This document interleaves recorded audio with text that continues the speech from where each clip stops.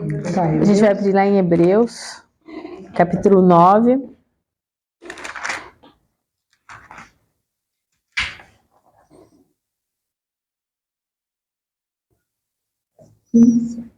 A gente vai ler bastante, viu, Hebreus? A gente vai ler 9, 10. Então se preparem para ler. Pode abrir aí na Bíblia. Consagração, né? É. Ora, Hebreus, capítulo 9. Ora, a primeira aliança também tinha preceitos de serviço sagrado e o seu santuário terrestre. Com efeito, foi preparado o tabernáculo, cuja parte anterior, onde estavam o candeeiro e a mesa e a exposição dos pães, se chama o santo lugar. Por trás do segundo véu se encontrava o tabernáculo que se chama o Santo dos Santos, ao qual pertencia um altar de ouro para o incenso e a arca da aliança totalmente coberta de ouro, na qual estava numa urna de ouro contendo maná, o bordão de Arão, que floresceu e as tábuas da aliança, e sobre ela os querubins da glória, que com sua sombra cobriam o propiciatório. Dessas coisas, todavia, não falaremos agora, pormenorizadamente. Ora, depois de tudo isto, assim preparado, continuamente entram no primeiro tabernáculo os sacerdotes para realizar os serviços sagrados. Mas no segundo, o sumo sacerdote, ele sozinho, uma vez por ano, não sem sangue, que oferece por si e pelos pecados da ignorância do povo. Querendo com isto dar a entender o Espírito Santo, que ainda o caminho do santo lugar não se manifestou, enquanto o primeiro tabernáculo continua erguido. É isto uma parábola para a época presente, e segundo esta, se oferecem tanto dons como sacrifícios, embora estes, no tocante à consciência, sejam ineficazes para aperfeiçoar aquela que presta culto, os quais não passam de ordenanças da carne, baseadas somente em comidas, bebidas, diversas abluções, impostas até ao tempo oportuno de reforma. Então ele está falando aqui que todo esse templo, o que aconteceu depois que Jesus Cristo veio? Os judeus ainda tiveram mais 40 anos para se arrepender e perceber que o Messias tinha vindo. E aí, depois disso, o tabernáculo foi destruído. E se cessaram. 70. Foi 40 anos. Ele morreu em 30 e 70 foi destruído. É 70 menos 40 anos. Então, eles tiveram 40 anos para aceitar Jesus Cristo como Messias. E eles não aceitaram. E o tabernáculo, muitos deles não aceitaram, não todos. Muitos deles não aceitaram. E o tabernáculo foi destruído. O que ele está falando aqui, ora? Que se o primeiro tabernáculo continuasse erguido, o caminho ao santo lugar não seria manifestado. Entenderam? Então tinha que ser destruído o tabernáculo. Sim, para que desse lugar ao segundo. Para que desse lugar ao segundo. Daí agora a gente vai entender o que é. Quando, porém, veio Cristo como sumo sacerdote dos bens já realizados, mediante o maior e mais perfeito tabernáculo não feito por mãos, quer dizer, não desta criação, não por meio de sangue de bodes e de bezerros, mas pelo seu próprio sangue, entrou no Santo dos Santos uma vez por todas, tendo obtido eterna redenção. Portanto, se o sangue de bodes e de touros e a cinza de uma novilha, aspergidos sobre os contaminados, os santificam quanto à purificação da carne, muito mais o sangue de Cristo, que pelo Espírito Eterno a si mesmo se ofereceu sem mácula a Deus, purificará as nossas consciências de obras mortas para servirmos ao Deus vivo. Por isso mesmo ele é o mediador da nova aliança, a fim de que, intervindo a morte para a remissão das transgressões que havia sob a primeira aliança, olha lá, ele é o mediador da nova aliança, a fim de que, intervindo a morte para a remissão das transgressões que havia sobre a primeira aliança, recebam a promessa da eterna herança, aqueles que têm sido chamados. Porque onde há testamento, é necessário que intervenha a morte do testador. Pois um testamento só é confirmado no caso de mortos, visto que de maneira nenhuma tem força de lei enquanto vive o testador. Amém? Até aí? Sim. Pelo que nem a primeira aliança foi sancionada sem sangue, porque havendo Moisés proclamado todos os mandamentos segundo a lei a todo o povo, tomou o sangue dos bezerros e dos bodes com água e lã tinta de escarlate e hisopo, e aspergiu não só o próprio livro, como também sobre todo o povo, dizendo: Este é o sangue da aliança, a qual Deus prescreveu para vós outros. Igualmente também aspergiu com sangue o tabernáculo e todos os utensílios do serviço sagrado. Com efeito, quase todas as coisas, segundo a lei, se purificam com sangue, e sem derramamento de sangue não há remissão, não há perdão. Quase todas. Com efeito, quase todas as coisas, segundo a lei, se purificam com sangue, e sem derramamento de sangue não há remissão. Vamos orar, gente, vamos aproveitar aqui assim. Paizinho amado, obrigada, Senhor, pela tua presença. Obrigada, Pai eterno, pelo teu amor. Espírito Santo de Deus, és bem-vindo aqui, dando-nos discernimento, sabedoria. Abre os nossos olhos, os nossos ouvidos, nosso coração para aquilo que o Senhor quer ministrar hoje. Que seja o Senhor falando aqui, Paizinho. Nós estamos aqui te buscando. Jesus, queremos ser como tu. Queremos ser como você é. Sim, Pai. Buscamos a ti como nosso exemplo maior, como nosso Senhor, como nosso Salvador, como nosso noivo, como nossa cabeça. Estamos aqui em igreja, buscando a ti, te glorificando, agradecendo. Agradecendo pela cruz, agradecendo pela tua vida, agradecendo pelo teu imenso amor. Muito obrigada, Jesus Cristo. Porque sem ti não somos absolutamente nada. Precisamos de ti o tempo todo, Jesus, e te buscamos. Te buscamos aqui hoje, te buscamos de madrugada, te buscamos nos nossos sonhos. A nossa vida é em torno de ti. E a nossa consagração é para ti, Jesus. Obrigada, Jesus, pelo teu imenso amor. Obrigada, Jesus. Amém. Lá no 23. Aqui até então ele estava mostrando sobre as alianças. Eu acho que a gente já teve uma aula sobre aliança, como é que era a aliança do Velho Testamento. No Velho Testamento não, mas como é que eram as alianças tribais. Né? A gente já conversou sobre isso, né? Que um cortava a mão do outro e dava do sangue para beber, e isso fazia parte do rito cerimonial de uma aliança, ou seja, de um contrato entre uma tribo e outra tribo. Lembrando, e eu falo isso várias vezes, aliás, eu acho que falo isso desde quando eu vim para o Brasil. Isso daqui é um livro oriental, no qual nós, com a cabeça de ocidentais, com o nosso prisma, em 2024, tentando entender aquilo que estava acontecendo lá, né? Onde a gente tem internet, contrato virtual. Antigamente, é uma outra cultura, uma outra visão. Não temos as tradições que eles têm, porque a tradição ela ajuda muito a entender a Bíblia, ajuda muito a entender a palavra e aquilo que aqueles escritores estavam falando para aquele momento. Né? Hebreus, ele foi, enfim, muitos falam que foi Paulo, outros falam que foi Apolo, foram os discípulos dele, mas vê muito bem claro que foi escrito como um discurso. Ele abre como um discurso e ele continua como um discurso, para justamente começar a conseguir mostrar, através daquilo que era no passado, como é que a gente vai ler isso agora nessa nova aliança. Trazer espiritual para o terreno, não é? É, porque o que acontece?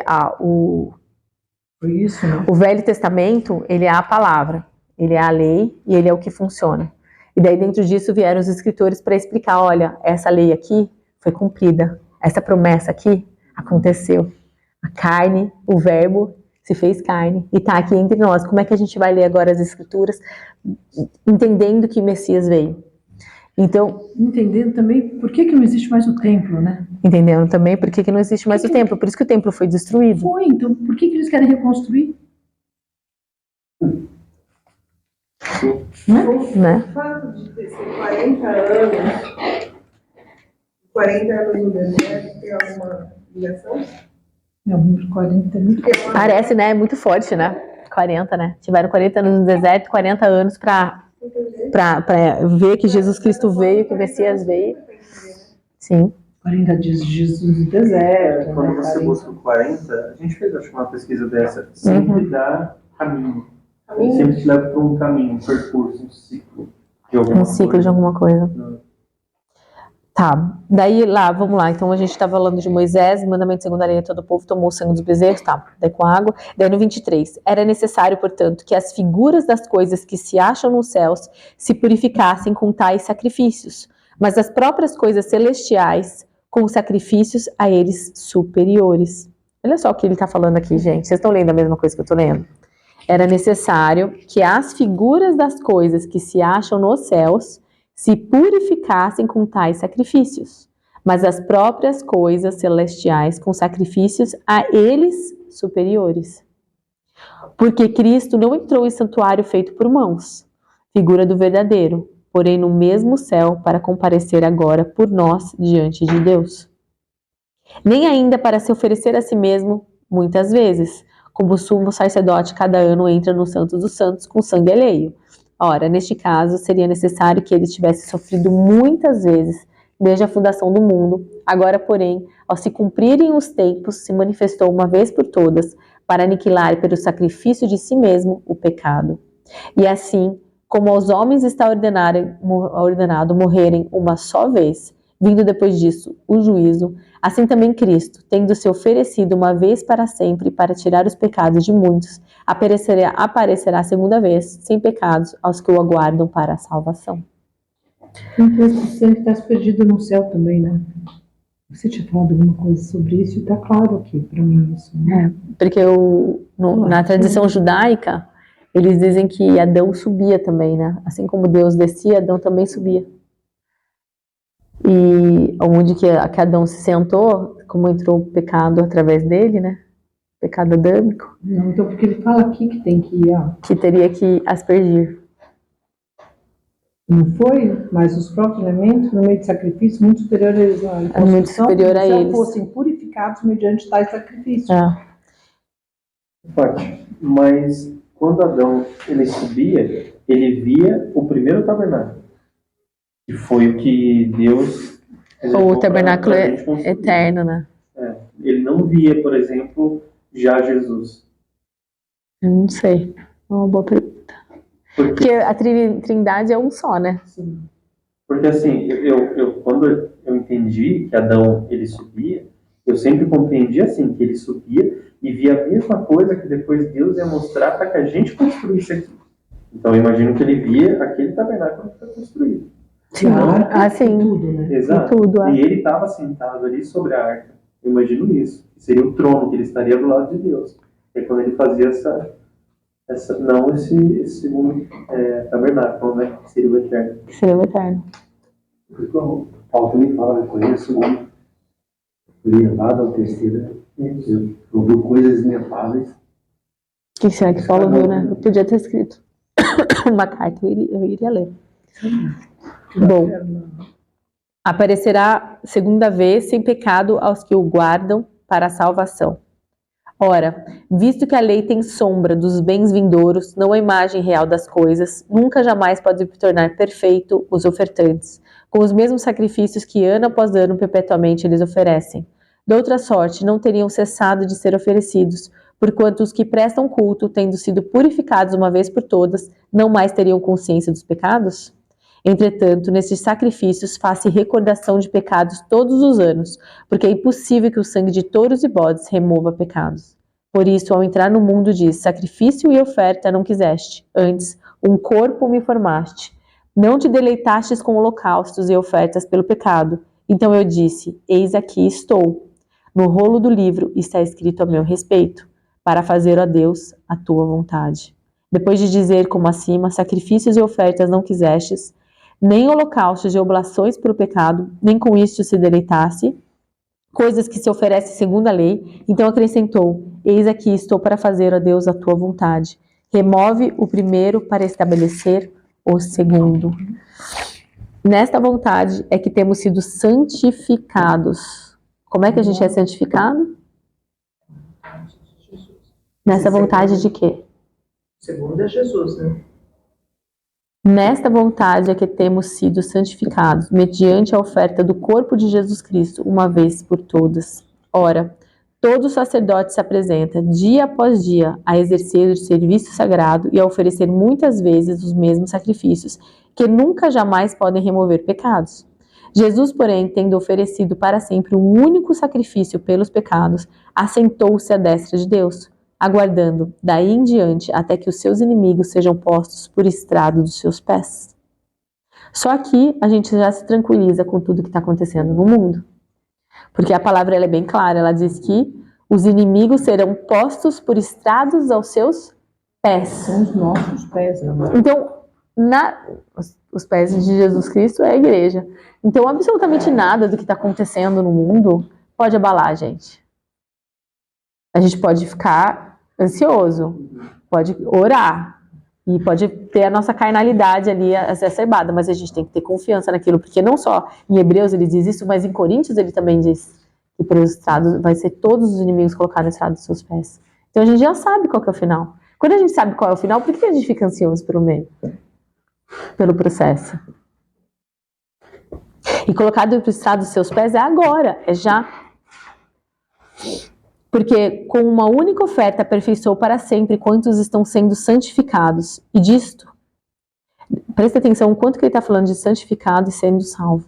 E disto nos dá testemunho também o Espírito Santo, porquanto após ter dito, esta aliança que farei com eles, depois daqueles dias, diz o Senhor, porém no seu coração as minhas leis, e sobre a sua mente as inscreverei. Acrescenta, também de nenhum modo me lembrarei dos seus pecados, das tuas iniquidades para sempre. Ora, onde há remissão destes, já não é mais oferta pelo pecado. Amém? Então aqui a gente consegue ver várias coisas. E um dos princípios da nossa fé. Eu tenho uma pergunta para vocês. Se alguém vem de sã consciência e fala, eu creio em Jesus Cristo, essa pessoa é salva? Sim ou não? Sim. Não, Se ela não só crê. de consciência, tem que acreditar com todo o seu coração também. Isso, ela acredita com todo o coração e declara com toda com a sua boca. Então a gente tá dizendo que pela fé a pessoa é salva. Amém, porque a graça ela salva. Só que a fé sem obra, ela acontece alguma coisa. Ela é morta. Então se a gente sem tem... obras, ela é morta. Olha que paradoxo que a gente entra. E aqui a gente está entre irmãos para a gente realmente entender isso. Porque o que a gente mais escuta, principalmente na igreja protestante, é que a fé, e somente a fé, é a que salva. Só que depois vem o livro de Tiago e vem Hebreus inteiro mostrando que não, existe um processo de santificação para a salvação.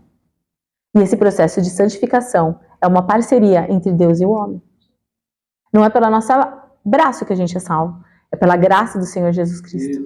Mas a integridade, mas aquilo que a gente faz diferença para a nossa salvação. Porque eu não posso falar que eu estou salvo e continuar roubando meu irmão. Não dá para falar que eu aceitei Jesus Cristo no meu coração. Continuar brigando e falando, tendo uma maledicência, toda aquela lista que a gente leu aí antes da gente começar a aula. Então, o que a gente faz também é importante para a nossa salvação. Então, essa é a primeira coisa que a gente precisa mudar na nossa fundação. Porque a fundação, como a maioria daqui tem uma fundação protestante, isso foi colocado muito bem claro. Que a fé, e somente a fé, faz a gente ficar salvo. E isso não é verdade. E a gente vê isso na prática. Né? A gente é salvo. Pela graça somos salvos, é verdade. Jesus Cristo foi lá e morreu por nós. Pela graça dele. Porém, existe uma parceria entre o homem e Deus. Posso ler Pode ler, Tiago? Porque diz aqui, lá em Tiago 2,16, diz, de que adianta, meus caros irmãos, alguém proclamar sua fé se não tem obras? Acaso essa fé pode salvá-lo? Ele pergunta. Se um irmão ou uma irmã estiverem necessitados de roupa e passando privações do alimento de cada dia, e qualquer dentre vós lhes disser, ide em paz, aquecei-vos e comei até satisfazer-vos, porém sem lhe dar alguma ajuda concreta, de que adianta isso? Desse mesmo modo, em relação à fé, por si só, se não for acompanhada de obras, está morta. Mas quem está morta é a fé, e não a salvação. Exato, mas se pela fé você é salvo, se a sua fé é morta... pela fé que você é salvo. Porque a fé pode ser morta. Então você é salvo pela graça de Deus, certo? De Jesus.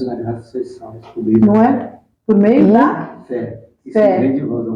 Isso. E a fé, ela precisa vir? Paulo fala também, né, que guardou a fé até o final também. É algo que você pode perder. Algo que Guardei você a pode fé. perder. Vamos continuar, deixa eu ver. Entretanto, alguém poderá afirmar, tu tens fé e eu tenho as obras. Mostra-me tua fé sem obras, e eu te demonstrarei minha fé mediante as obras que realizo. Quer dizer, eu não preciso dizer que eu tenho fé. Eu só realizar as obras já diz que eu tenho fé. Crês tu na existência de um só Deus? Fazes bem, até mesmo os demônios creem e tremem. Queres, pois, assegurar-te, ó homem insensato, de que a fé sem obras é de fato inútil? Ora, não foi Abraão, nosso pai, na fé, justificado por obras quando ofereceu seu próprio filho Isaque sobre o altar? Vês dessa forma que tanto a fé como as obras estavam agindo juntas.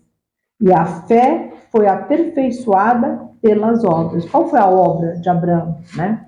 A obra foi entregar o filho. Ele tomou uma atitude e entregou o filho por fé, porque sabia que Deus o ressuscitaria mesmo se ele tivesse matado. Ele poderia matar o filho, mas Deus o ressuscitaria, ele sabia disso. Cumpre-se assim a escritura que declara: Abraão creu em Deus e isso lhe foi creditado como justiça. E ele foi chamado amigo de Deus. Quando você crê, o que acontece? Você faz alguma coisa. E a gente vai ler isso agora. Olha só, vamos voltar lá para o 19, no Hebreus 10, 19. Eu falei, a gente vai ler bastante Hebreus hoje, pessoal. Uma coisa também que é muito dita na igreja protestante, que eu já ouvi há muitos se posicionarem dessa forma, falando assim, você ora e espera, não faz nada, espera até Deus, né? E aí fala muito claro, né? Esse texto que você leu, é muito claro. É muito claro. E houve uma ação. Tem uma ação, tem o que é uma obra, explica muito bem o que é isso. E a gente escuta muitas igrejas, né? Falando assim, não, você ora e espera até o... Sabe assim, não. Isso, senta na cadeira. Movimentar, né? E a gente vai ler isso aqui. Olha só, vai lá para o versículo 19, 10, 19 de Hebreus. Tendo, pois, irmãos, intrepidez para entrar no Santo dos Santos, pelo sangue de Jesus, pelo novo e vivo caminho que ele nos consagrou pelo véu, isto é, pela sua carne, e tendo grande sacerdote... A gente está lendo tudo isso aqui por causa da Santa Ceia, tá, pessoal? Para a gente entender realmente o que é a Santa Ceia. Vivo caminho para que ele nos consagrou pelo véu, que é pela sua carne, e tendo grande sacerdote sobre a casa de Deus, aproximemo-nos com sincero coração, em plena certeza de fé, tendo o coração purificado de má consciência e lavado o corpo com água pura. Guardemos firme a confissão da esperança sem vacilar, pois quem fez a promessa é fiel. Consideremo-nos também uns aos outros, para nos estimularmos o amor e as boas obras. Não deixemos de congregar-nos. Por que eu não deixo de congregar? Porque é a igreja que foi dada autoridade, não foi a Patrícia. Foi a igreja, nós, coletivos. Não deixemos de congregar-nos, como é de costume de alguns, antes façamos admoestações, e tanto mais quanto vedes que o dia se aproxima. Porque, se vivermos deliberadamente em pecado, depois de termos recebido pleno conhecimento da verdade, já não resta sacrifício pelos pecados. Pelo contrário, certa expectação horrível de juízo e fogo vingador, prestes a consumir os adversários. Sem misericórdia, morre pelo depoimento de 2 ou 3 testemunhas quem tiver rejeitado a lei de Moisés. De quanto mais severo castigo julgais vós, será considerado digno aquele que calcou aos pés o Filho de Deus e profanou o sangue da aliança com o qual foi santificado e ultrajou o Espírito da graça? Ora, nós conhecemos aquele que disse: a mim pertence a vingança. Eu retribuirei, e outra vez o Senhor julgará o seu povo. Horrível coisa é cair nas mãos do Deus vivo. Lembrai-vos, porém, dos dias anteriores em que, depois de iluminados, sustentastes grande luta e sofrimentos.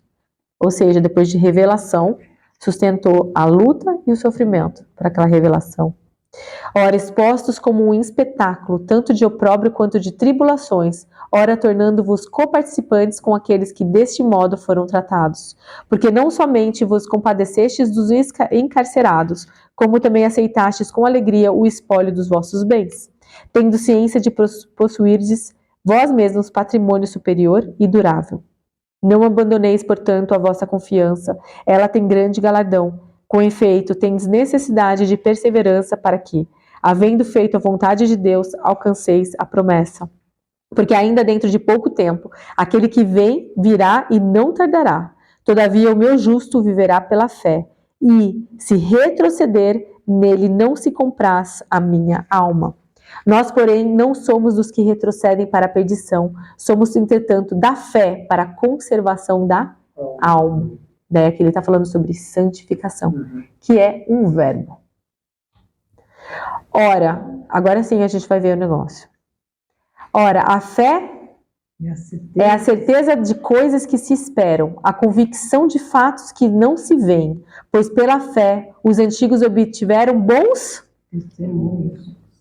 Pela fé, entendemos que foi o universo formado pela palavra de Deus, de maneira que o visível veio a existir das coisas que não aparecem. Pela fé, Abel, o que Abel fez? Ele ofereceu a Deus mais excelente sacrifício de Caim. Então, pela fé, teve uma obra.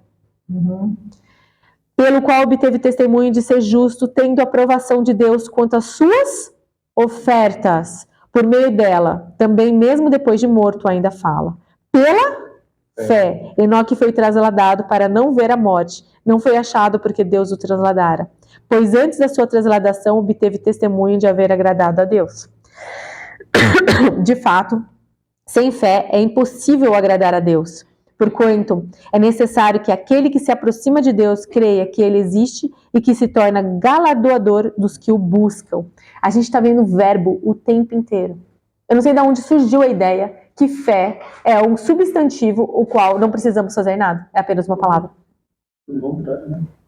A fé, ela envolve um verbo, ela envolve uma ação. Não, toda vez, né? Pela fé. Pela fé, não é divinamente instruído acerca dos acontecimentos que ainda não se viam, e sendo temente a Deus, aparelhou uma arca para a salvação de sua casa, pela qual condenou o mundo e se tornou herdeiro da justiça que vem da fé. Por quê? Porque ele foi lá e construiu uma arca. Se ele tivesse fé e não tivesse construído a arca, ele estaria morto com todo mundo. Com muita fé. Não, porque ele não teria fé, né? Se ele não tivesse construído, é porque ele não tinha fé. Não é? Não é verdade? Uma coisa puxa a outra. Pela fé, Abraão, quando chamado, obedeceu a fim de ir para um lugar que devia receber por herança e partiu sem saber onde ia.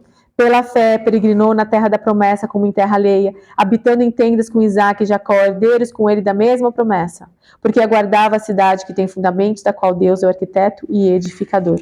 Vocês já entenderam. Ele vai falar todos os heróis da fé. Daí a gente vai lá para 39. Você vê aqui a fé heróica de Moisés, né? Por meio da fé, abandonou o Egito, tá vendo? Olha lá. Abandonou. Sempre tem uma ação. Agora vai lá para o versículo 39. Ora, todos estes que obtiveram bom testemunho por sua fé, não obtiveram, contudo, a concretização da promessa, por haver Deus provido coisa superior a nosso respeito, para que eles, sem nós, não fossem aperfeiçoados. Então por isso que eles estão lá esperando? Nós quem? Nós. Nós quem? Nós. A Igreja. igreja. Então por isso que eles estão lá embaixo, esperando, embaixo do trono, no Apocalipse? São eles? Não, Não? Estão clamando? Não. são os mártires. Então, eles não são mártires? Não, viram nem a promessa? todos, né? A maioria deles aqui morreu todos. Vamos fazer a Santa Ceia, então? Ah, minha filha, você pensa que foi tudo isso, não tem pergunta? Tem muita. A gente só leu uma coisa que todo mundo deveria já ter lido. Tem muita. Mas a gente lê sem parar Pra parar Tem pra... um monte de graça. Então, a santificação ela está envolvida diretamente com a nossa ação de fé. A nossa salvação também. Sem ação não há santificação. E sem santificação não tem como ver a Deus. Que agrada a Deus, que ter fé. Sem fé é impossível. E isso os espíritas sabem melhor que nós. As obras, né? Sim. Ah, bom, as obras. Sim, eles sempre têm uma obra. Porque para eles as obras de caridade levam à salvação. Porque eles falam que sem obras não há salvação. Para eles, sem a obra. Só que sem obra, sem fé, a obra também é morta. A obra só tem resultado se tiver fé. Ah, tem um pãozinho Então não dá pra mim, eu também vou.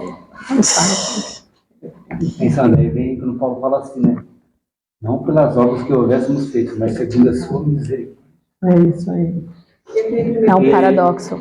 É um paradoxo incrível. Porque pela misericórdia dele, ele muda a gente. Porque se a gente não tivesse fé, a gente não faria. Então, às vezes, a gente vê pessoas não fazendo e acha que a gente tem que convencer essas pessoas de realmente fazerem a bondade e dízimo e ofertas, etc. Quando, na verdade, essa pessoa ela precisa ser convertida. Porque a conversão gera uma ação. Isso. Você não tem como ser convertida e não agir. Como você vê essas boas obras, assim, no geral, assim? A palavra é bem específica sobre isso. Esmolas, ajudar o próximo. Tiago fala, tá lá os seus irmãos ali com sede, com fome, e tá com frio, você vai bater. Oh, Deus abençoe, posso orar por você? Meu filho, você realmente acha que eu tô precisando de oração? Eu tô precisando de um cobertor. Então, você consegue, é o que ele fala, me mostra a tua fé sem obras, eu te mostro a minha fé através das minhas obras, né? Elas têm que ser acompanhadas. A ação, ela precisa vir acompanhada. Não seria só, tipo, na igreja, um exemplo assim, né? Não. Não se limita só isso. A igreja, ela tem o objetivo, que é essa unidade do corpo.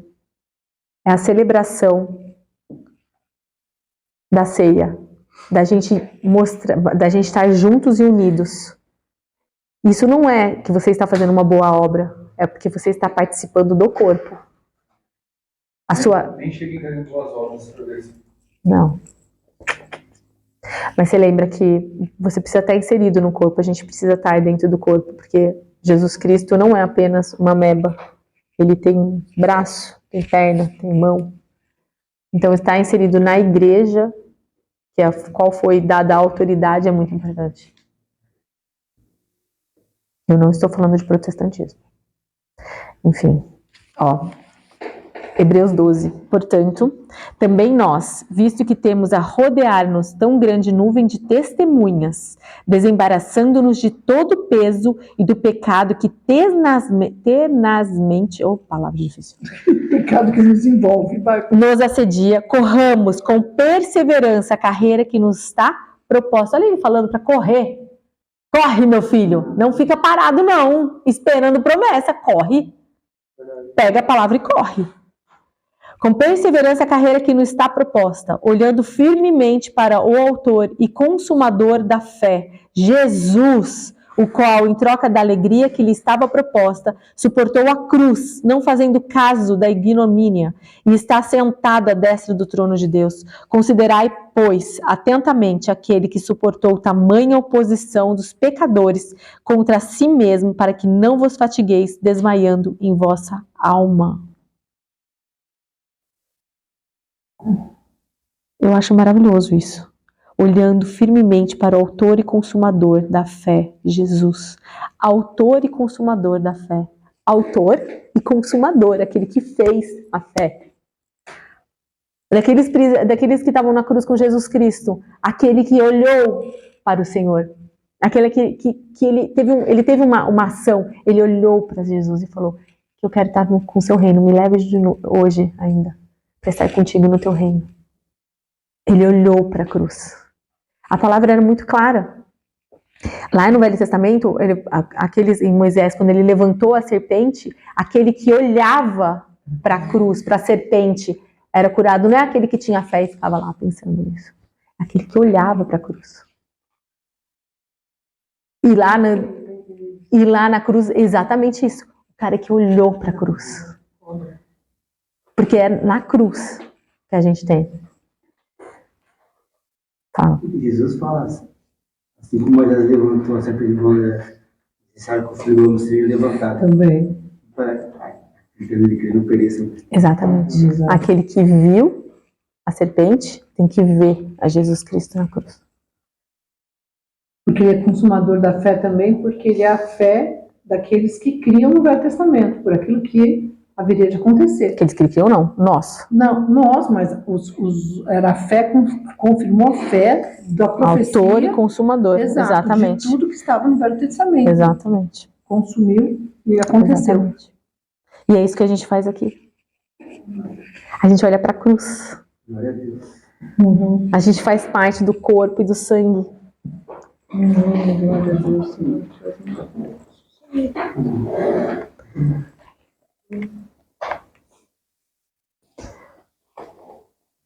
Quer ler, mãe?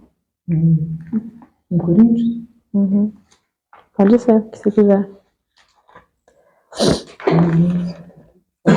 Uma forte presença dele. Muito. Gente, Olha lá, enquanto minha mãe está procurando em Hebreus 12, 14. Segui a paz com todos e a santificação, sem a qual ninguém verá o Senhor. A santificação é uma ação de nos tornarmos mais como a Cristo, porque só Ele é santo.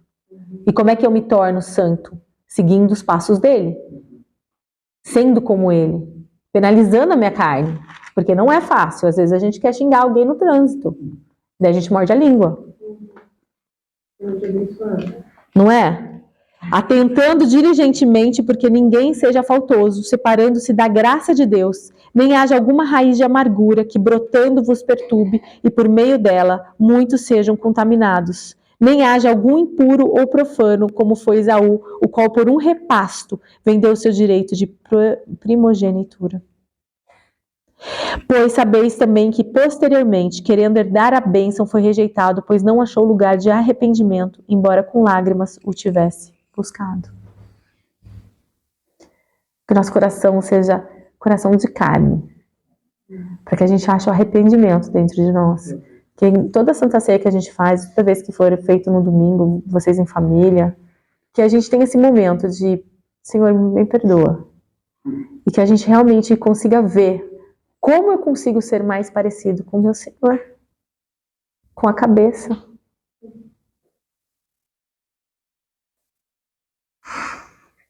eu fui para Lucas 22, que fala que essa vai ser a última Páscoa de Jesus e a ceia do Senhor. Não é a última ceia, mas é a última Páscoa dele. Então, Lucas 22, 16 diz: Quando chegou o momento, Jesus e seus discípulos se reclinaram à mesa. Então ele lhes revelou: Tenho desejado ansiosamente comer convosco esta Páscoa. Olha que coisa mais linda, ansiosamente comer convosco, antes da hora do meu sofrimento.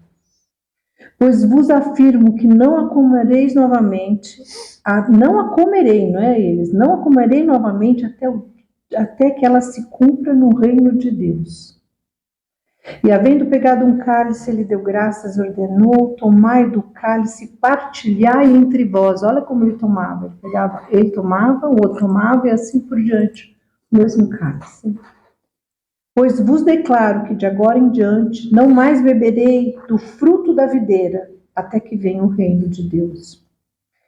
E aí ele, tomando um pão, havendo dado graças, o partiu e o serviu aos discípulos, recomendando: Este é o meu corpo oferecido em favor de vós. Fazei isto em memória de mim. Neste momento, Senhor Jesus, sentimos a tua presença, porque tu estás aqui. Este é o pão que representa o seu corpo dado por nós. E este corpo aqui, como igreja, Senhor, como autoridade que tu nos deste, nós fazemos parte deste mesmo corpo. E nós fazemos isso agora, em memória de ti. Comamos o pão.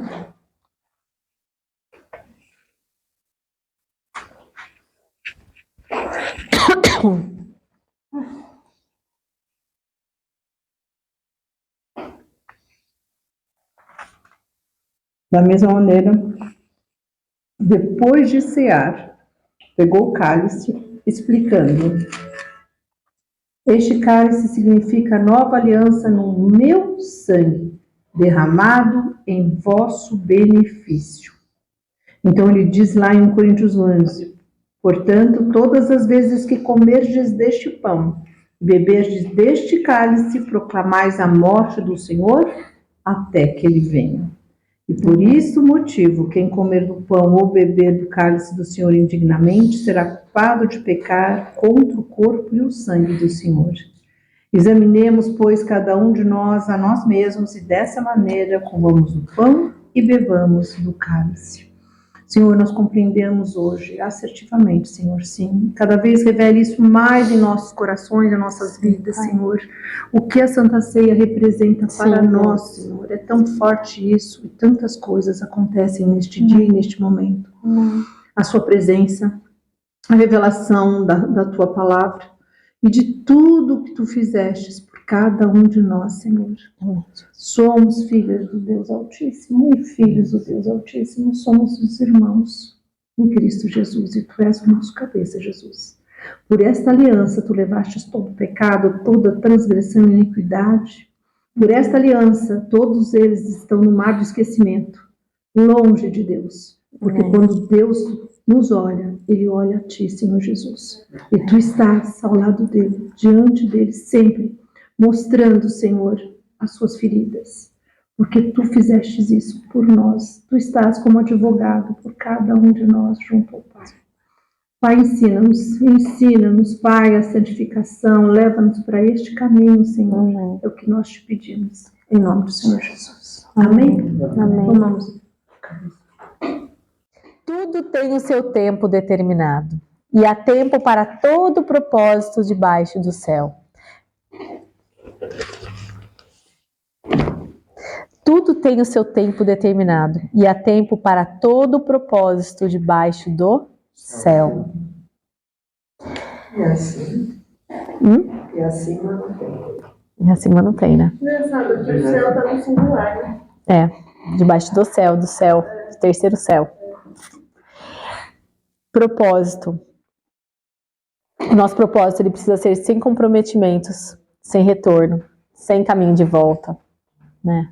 Isso aqui eu vejo muito, por exemplo, ser mãe. Não existe caminho de volta, não existe comprometimento. Ser mãe é ser mãe. Você decidiu ser mãe, você vai consagrar-se a ser mãe. Porque você não consegue colocar aquela criança guardada dentro do armário ali quando tá chorando. Não é? Mas é isso. É comprometimento, não tem volta, não tem retorno, né? O homem, quando decide ter uma família, se ele compromete em alguma coisa naquele caminho dele, o que acontece? Perde tudo. Então, o único comprometimento que você abre, uma brechinha, você compromete tudo, né? Vamos lá para Abacuque 2. Gente, Abacuque tem que ser lido, né? Porque senão a gente vai chegar lá no céu e ele vai falar, viu, vocês leram meu livro? Qual que é o seu livro, Abacuque? Nem sei, que livro é esse?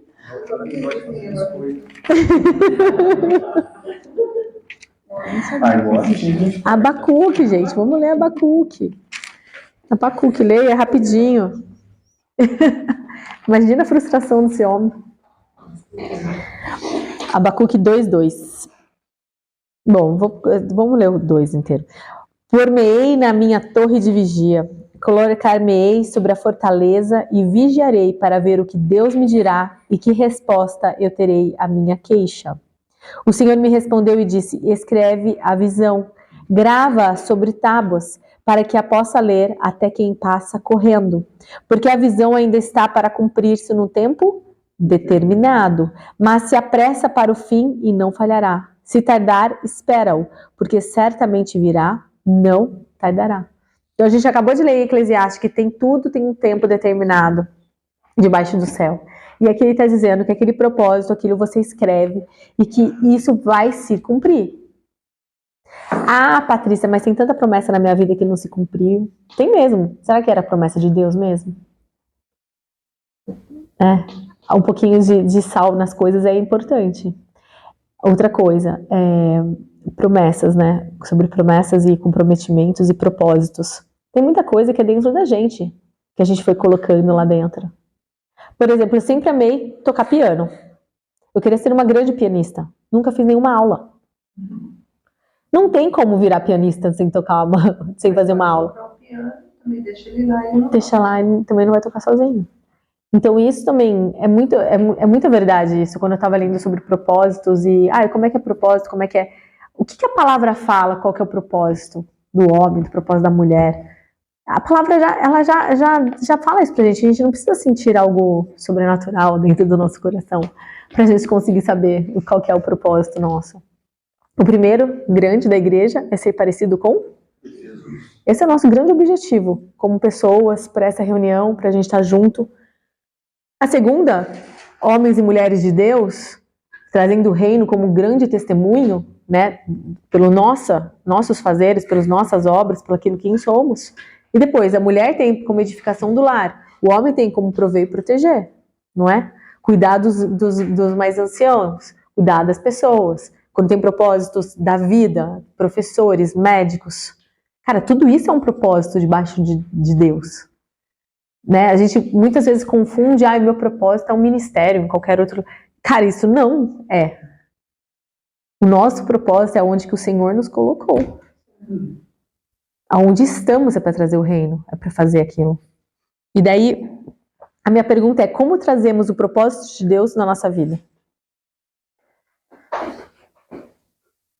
Como trazemos? Como trazemos para a realidade? Como a gente traz do espiritual, do mundo das ideias? Como a gente traz do mundo da energia, não sei como dizer isso, aqui, pro real, para trazer aquilo que está falando assim, debaixo do céu tem tempo para tudo. Então, em cima do céu talvez não tenha. Então a gente está falando de uma coisa que é eterna, que vai ser colocada num tempo terreno. Como é que a gente faz isso? Como é que a gente pega essa promessa e traz para cá? Todo dia fazendo alguma coisa, não ficando sentado. Não ficando sentado, ótimo. Amém. A primeira coisa, Abacuque acabou de falar. Escreve. Escreva. Faz uma consagração sobre aquilo. Sobre aquele propósito. Escrevendo, você vai trazer para o plano presente. Porque os filósofos já falavam, né? Tá tudo no mundo das ideias. No mundo das ideias, quando você coloca aqui no preto e branco, você está trazendo para o terreno. Você está trazendo para o presente. Uma oração. Mas escreve. Escreve. Porque, o que Deus fez pra gente conhecer? Ele escreveu. Porque a gente esquece. Tem a tradição oral que é super importante pra você conseguir entender isso. Só que tá escrito. Pra quê? Porque isso daqui foi o quê? Foi transformado na nossa visão, na nossa carne. Como a gente consegue... Como é que a gente interage com esse mundo? Não é pelo mundo das ideias, a gente interage com o físico. Escreve. Por isso que Abacuque... fazendo nossa oração, escreva todo dia no caderninho. Pessoal. O propósito, visões, sonhos. Escreve. Escreve. Né? Medita, ora sobre aquilo. E o Senhor vai encaminhando. Vamos lá agora voltar para Hebreus 12, que minha mãe está ansiosa para voltar para Hebreus. Qual que você deu antes de Eclesiastes? Eclesiastes 3:1, Abacuque 2:2. Hebreus 12. Abacuque 2:2. Todos têm uma tarefa de ler Abacuque para a próxima aula. São 3. Vamos ler Abacuque. Todo mundo, quando chegar lá no céu, vai falar: eu li! Coitado. Olha lá, Hebreus 12. Portanto, também nós, visto que temos a rodear-nos tão grande nuvem de testemunhas. A gente tem uma nuvem de testemunhas. Quem é essa nuvem? Tá cheio de testemunha aqui à nossa volta. Vocês já pensaram nisso? Sabe de quem que ele está falando aqui? Dos anjos. Principalmente, também, mas dos pais da fé. Aqueles que morreram. Nuvem de testemunha. E você vai ver várias vezes na palavra ele falando sobre testemunha. Várias vezes. E aquele que Judas fala, nuvem do quê? Não, ele fala miríades, né? Miríades. Temos uma nuvem de testemunhas. Desembaraçando-nos de todo o peso e do pecado que tenazmente nos assedia. Ou seja, existe peso que nos tira do caminho ao qual devemos correr. Corramos com perseverança a carreira que nos está proposta, olhando firmemente para o autor e consumador da fé, Jesus, o qual, em troca da alegria que lhe estava proposta, suportou a cruz, não fazendo caso da ignomínia, e está sentado à destra do trono de Deus. Considerai, pois, atentamente aquele que suportou tamanha oposição dos pecadores contra si mesmo, para que não vos fatigueis, desmaiando em vossa alma. Então, existem pesos que podem nos tirar da nossa corrida. Pode desanimar, que pode fatigar. A aula de hoje é muito para a gente pensar É muito para filosofar. O que é de peso que está tirando a gente do nosso trilho? Primeiro, qual é o nosso objetivo, ser como Cristo? A gente precisa ter nosso objetivo bem claro para a gente conseguir chegar lá. E agora, o que é de peso que a gente tem que tirar, porque está tirando a gente do nosso trilho, do nosso caminho? Uma das coisas que a gente mais vê é perdão. Perdão é uma força. Se recusar a perdoar alguém ou perdoar até a nós mesmos é resistir a essa força do perdão. Perdão é uma das coisas que mais pegam no cristão. E é onde a gente mais vê problemas relacionados à saúde na Bíblia. Falta de perdão com os outros e com nós mesmos. Acho que com nós mesmos é muito pior. É muito pior. Principalmente quando a gente fala assim, nossa, me enganei e acreditei naquilo por tanto tempo. Como é que eu pude fazer isso? Não é? Às vezes, vai uns mendinhos lá pedir lanche, umas coisas assim, né? E às vezes eu converso, quando eu tava de boa, eu converso com eles, às vezes eu pergunto qual que é a história da vida deles, né? E todos que eu perguntei até hoje é frustração com algum parente. Tipo, ou divórcio, ou pai, ou mãe. E você pergunta, e você vai conversando e você vê que todos eles é perdão que não consegue liberar. Não consegue E eles liberar. não vai pra rua de uma hora pra outra. Pô, tem algo muito forte aqui, uma algo muito forte. Vai passar um tempo mais beber, aí fica muito forte, começa a usar droga, daqui a pouco não consegue mais em casa, vai pra rua, até ver que não vai usando na rua já. Então, tipo, nada é de uma hora pra outra, assim. Eu posso pegar um viciado, o viciado vai usar droga a primeira vez, ele não acha que vai ficar viciado. Aí vai passar um tempo, vai passando, vai ver, não tem, muito difícil voltar atrás depois, né? Não tem como, né? Satanás usa muito o abuso sexual com criança. Porque isso é muito difícil de uma criança conseguir superar. E vira um adulto depois cheio de problemas por conta da dificuldade. Porque geralmente o abuso acontece com alguém muito próximo. E Satanás já faz muito isso. Né? Eu li eu estava lendo lá não sei se era filósofo, não sei quem que falou isso, mas ele fala assim, o hábito é mais forte e mais destruidor do que um inimigo. O hábito. Porque o hábito, depois de um tempo, ele vai pedir para você aquilo. Aquilo ao qual você se acostumou, seja droga, seja mau comportamento, seja falar mentira, seja falar mal dos outros. Tudo isso é uma construção de quem você é.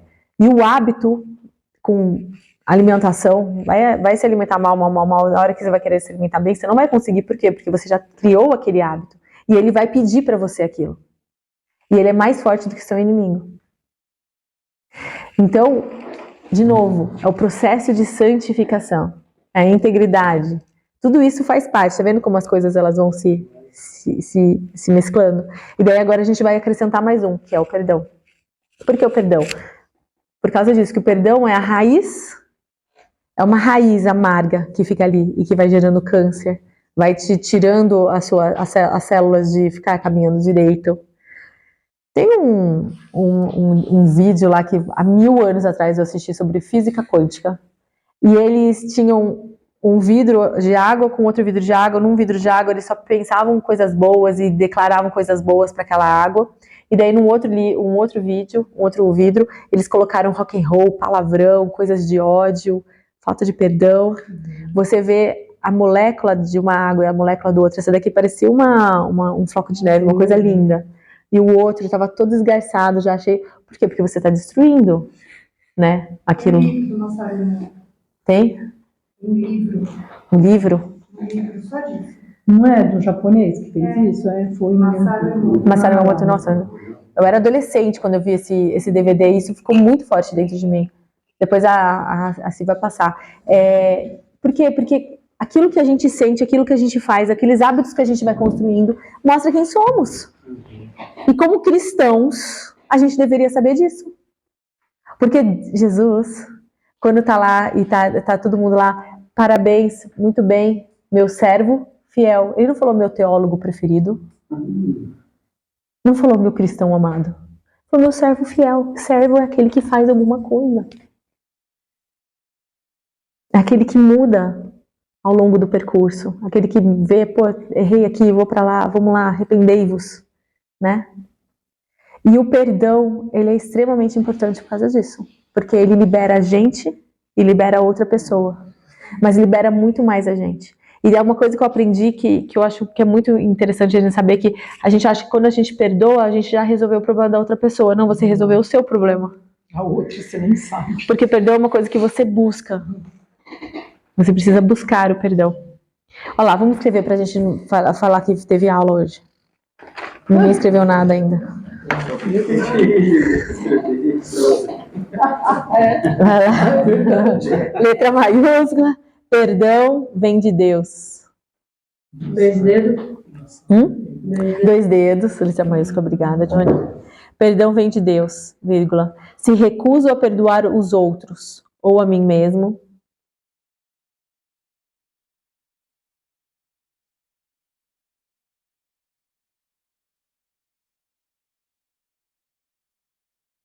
eu me recusei e resisti à força do perdão.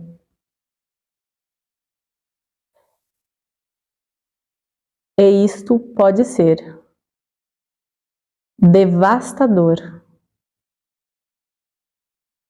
para o cumprimento do meu propósito.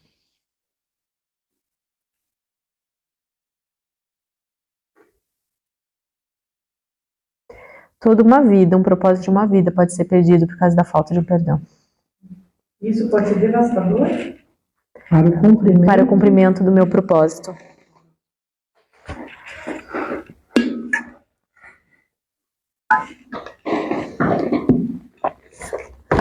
Finalizando, vamos lá para 1 Coríntios 13. Para não passar do horário.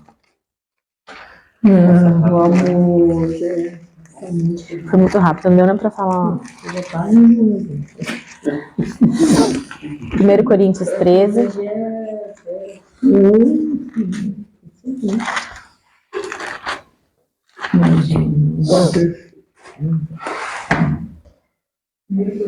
Primeiro Coríntios 13. Olha que lindo, o 13. Ainda que eu fale as línguas dos homens e dos anjos, se não tiver amor, serei como o bronze que soa ou como um símbolo que retine. Ainda que eu tenha o dom de profetizar e conheça todos os mistérios e toda a ciência, ainda que eu tenha tamanha fé a ponto de transportar montanhas, se não tiver amor, nada serei. E ainda que eu distribua todos os meus bens entre os pobres, e ainda que entregue o meu próprio corpo para ser queimado, se não tiver amor, nada disso me aproveitará. O amor é paciente, é benigno. O amor não arde em ciúmes, não se ufana, não se soberbece, não se conduz inconvenientemente, não procura os seus interesses, não se exaspera, não se ressente do mal, não se alegra com a justiça, mas regozija-se com a verdade. Tudo sofre, tudo crê, tudo espera, tudo suporta. O amor jamais acaba, mas havendo profecias, desaparecerão. Havendo línguas, cessarão. Havendo ciência, passará. Porque em parte conhecemos e em parte profetizamos. Quando, porém, vier o que é perfeito, então o que é em parte será aniquilado. Quando eu era menino, falava como menino, sentia como menino, pensava em como menino. Quando cheguei a ser homem, desisti das coisas próprias de menino. Porque agora vemos como em espelho obscuramente, então veremos face a face. Agora conheço em parte, então conhecerei como sou conhecido. Agora, pois, permanecem a fé, a esperança e o amor. Destes 3, porém, o maior deles é o amor. Porque Deus é amor. Então Deus é tudo isso. Então, se a gente quer ser mais parecido com Jesus Cristo, nós vamos pegar isso daqui, decorar no nosso coração. E quando fecharem a gente no trânsito, a gente vai falar: eu te amo, meu irmão, que Deus te abençoe. E se ama? E se ama? Exatamente. Amém? Em cima da hora. Faltam 10 minutos. Deus é amor. O perdoar é um ato divino, é um ato de amor. Perdoar os outros, perdoar aqueles que nos ofendem e perdoar a nós mesmos. É uma escolha que ela precisa ser feita. A mesa, a Santa Ceia, ela está aqui para todo mundo. Todos estamos inscritos no livro da vida, todos. A mesa foi posta para todos. Tanto que a gente vê lá Jesus Cristo falando: vai, e aqueles que ele tinha enviado não queriam ir, ele falou, pega lá os aleijados, pega aquele lá, pega lá. Por quê? Porque o nome deles também estão escritos no livro da vida. O que para nós, resta fazer? Quero ou não quero? Porque o livre-arbítrio ele existe. Mas todos estamos escritos. Todos temos a natureza divina. A gente tem a igreja tem a natureza pecaminosa, da carne, e tem a natureza divina. Que a gente possa acessar cada vez mais essa natureza divina. Para que a gente vá se transformando de glória em glória, de fé em fé. O que quer dizer isso? Processo. Santificação. Isso mesmo. Com os conceitos que precisam ser falados. Quando os patriarcas da igreja começaram a escrever, a maioria, 90% para mais deles, eram filósofos gregos. Por que a filosofia é tão importante para a cristandade, para a palavra? Porque é através desse pensamento, dessa reflexão e de auto-reflexão que eu consigo chegar A conclusão. e a me melhorar. Da onde é que eu estou e para onde é que eu quero ir. Que a gente consiga refletir mais. Né? Você assim sabe quanto que é importante, não é? Essa auto-reflexão, esse autoconhecimento. Uma coisa que eu tô aprendendo muito é a nossa vida em oração. A nossa vida em oração, ela precisa acontecer, cara. Tem que ser de manhã e tem que ser de noite, tem que orar. Nem que seja um Pai Nosso, ajoelha, ora. Por quê? Porque a oração, ela transporta o tempo. Ela é algo fora do tempo. E a oração é o que nos transforma. E a nossa oração deveria ser, Senhor, me transforma, me faz ficar mais parecido contigo. Tira tudo o que é meu de mim mesma e me traz você. E me mostra o teu caminho. Me mostra aquilo que eu posso fazer hoje. E a nossa vida de oração é o que começa a fazer o que o nosso copo começa a encher. E daí sim a gente consegue transbordar. Quantas vezes a gente quis transbordar sem estar cheio? E quantas vezes a gente deu murro em ponta de faca, porque a gente não estava cheio para transbordar. A gente transbordou de nós mesmos. Isso mesmo. Eu queria contar para vocês o meu sonho. Seu sonho? Eu preciso contar. Tem a ver com a fé. Tem 4 minutos. Tá. Então eu preciso contar para vocês que eu sonhei que eu voei. Mas não foi qualquer voo. Eu estava num culto e não sei se era o pastor quem falou assim, vocês conseguem voar. Eu olhei aquilo e falei, gente, isso é muito voar. É tudo que eu quero, é voar. Aí a primeira pessoa tentou e não conseguiu. Aí me deram uma asa, não esqueça disso, fizeram uma asa aqui. E eu criei, mas isso foi muita fé. Eu falei, eu vou voar, eu vou voar. Eu fechei os olhos e voei. Só que eu voei como se eu estivesse entre vocês aqui. Eu voei baixo, com os olhos fechados, porque eu sabia que eu não podia olhar. Porque se eu olhasse, eu não ia continuar voando. E se eu olhasse para as pessoas que estariam assustadas ou incrédulas, eu iria cair. E eu continuei voando, eu dei a volta inteira. Parei no púlpito e abri meus olhos. Eu pensei que eu ia estatelar, né? Mas na realidade não, eu consegui pôr os pés e ficar de pé. E aí eu falei, meu Deus, por que sonhei com isso, né? A sensação foi de muita liberdade, de eu ter me libertado de algo forte dentro de mim, mas me mostrou a fé, e a Patrícia falando sobre a fé aqui, foi muito disso, né? Eu sempre fui uma pessoa que sempre tive e tenho, eu sei que Deus me deu esse dom, o Espírito Santo me deu o dom da fé, eu tenho uma fé muito forte.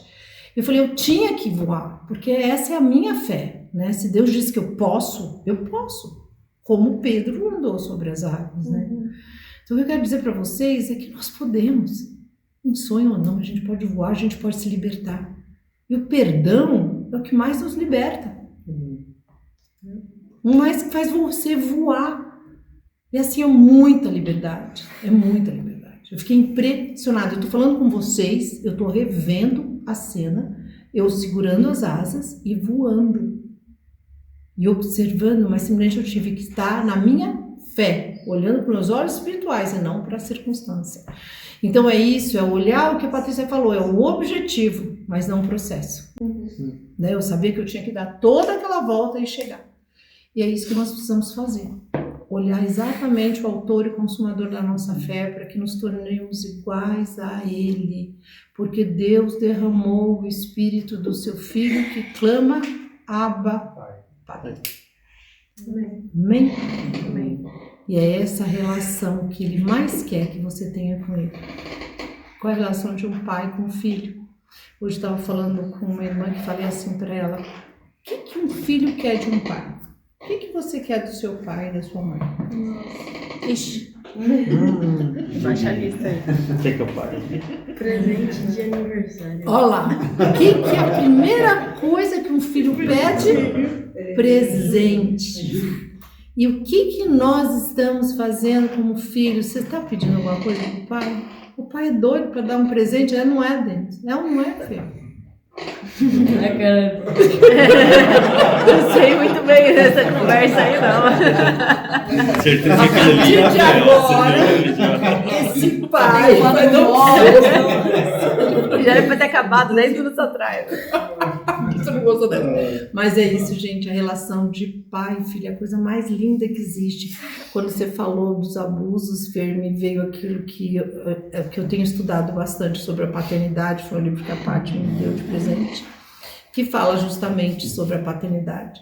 Que diz o seguinte: a primeira coisa que realmente, o segundo plano de Satanás era que perdesse a paternidade, os filhos perdessem a paternidade, porque se você é órfão na carne, você é órfão espiritualmente, você não vai crer no pai espiritual, porque você não crê no pai natural, no pai terreno. Você não consegue sentir esse amor do pai, né? Então, é exato, não tem como sentir. Então, como existe a trindade lá, que é Pai, Filho e Espírito Santo, na Terra, o Pai representa o Pai, Deus, o Espírito Santo é a mãe, que é aquela que consola, aquela que dá todo, edifica o lar, aquela que guia, e o Filho, que é você. Viu? Você é o Filho, ó. Pai, mãe e Filho. Entendeu? Então, a figura do pai é extremamente importante, porque traz para o terreno o que está no espiritual. Então, prestem muita atenção. Então, essa orfandade que existe espiritual é que ainda pode ser que muitos de nós, eu não compreendi, e eu comecei a compreender muito mais esse amor do pai. Ele quer que se peça, porque ele é pai. Ele quer dar muito mais. Imagina, se você que é pai vai dar um presente de aniversário para o João, imagina o pai do céu do que você não pode pedir para ele. Na realidade, ele já deu, né? Toda herança ele já nos deu em Cristo Jesus. Amém? Amém. Amém. Obrigada, Paizinho, pelos dias de hoje, Pai, pelos seus ensinamentos, Senhor. Abençoe a nossa semana. Declaramos uma semana de vitória, de prosperidade, Amém, de paz, Senhor. de muita Em nome alegria. poderoso de Jesus. Agradecemos, Senhor, pelo teu imenso amor. Obrigada, Jesus, por cada vez mais se revelar a nós, se revelar o nosso coração. E que todas as suas palavras, Senhor, estejam dentro do nosso coração, fazendo raízes profundas e dando grandes árvores com muitos frutos. Obrigada, Jesus. Abençoe cada um aqui, cada casa aqui, cada família representada, em nome de Jesus Cristo. Amém. Amém.